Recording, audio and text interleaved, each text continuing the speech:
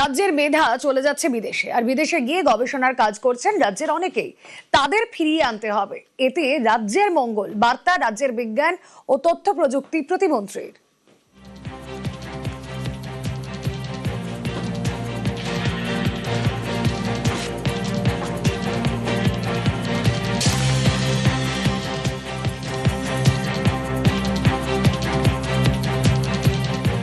আমাদের যারা brilliant students আছে, আপনারা দেখবেন যে পশ্চিমবঙ্গের স্টুডেন্টসরাই কিন্তু বাইরে বেরিয়ে গিয়ে রিসার্চ করছে। জার্মানি বলুন, ইউকে বলুন। জার্মানিতে তো মেনলি আপনারা দেখতে পাবেন যে প্রচুর আমাদের বাঙালি স্টুডেন্টস যারা গিয়ে রিসার্চ করছে। এখানে সেই স্কোপটা তারা পাচ্ছে না, এখানে সেই এনভায়রনমেন্ট তারা পায়নি।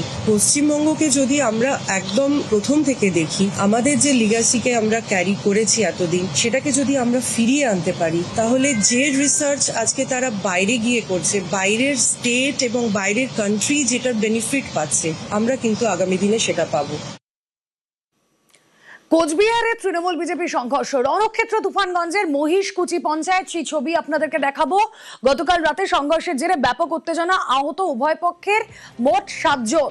সংঘর্ষে আহত মন্ডল সভাপতি, কথা বলবো, প্রতিনিধি শুভঙ্কর রয়েছেন সঙ্গে। শুভঙ্কর, দেখো, তোমাকে জানিয়ে রাখি, কোচবিহার জেলার বক্সিরহাট থানার অন্তর্গত মহিষকুচি এক গ্রাম পঞ্চায়েত, সেখানেই গতকাল রাতে কিন্তু তৃণমূল এবং বিজেপির মধ্যে দফায় দফায় সংঘর্ষের ঘটনা ঘটে।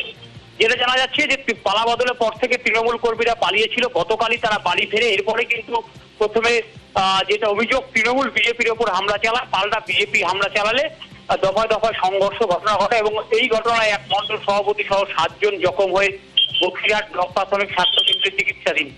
গোটা ঘটনায় অভিযোগ পাল্টা অভিযোগ করেছে বক্সিরহাট থানায়, তবে উভয় পক্ষই কিন্তু একে অপরের বিরুদ্ধে অভিযোগ পাল্টা অভিযোগ করেছে। রুমেলা, ওকে।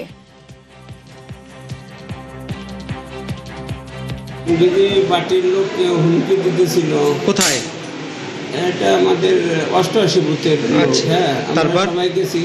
আমাকে প্রথমে কিছু বলে নাই, সবাই যখন বেরিয়ে চলে আসছে আমাকে প্রথমে বললো তোমাকে কিছু করবো না।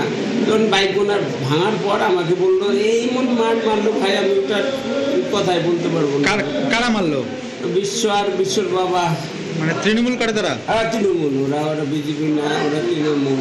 তোমাদের কতজন আক্রান্ত হয়েছে? আমরা 6-7 জন আক্রান্ত হয়েছি।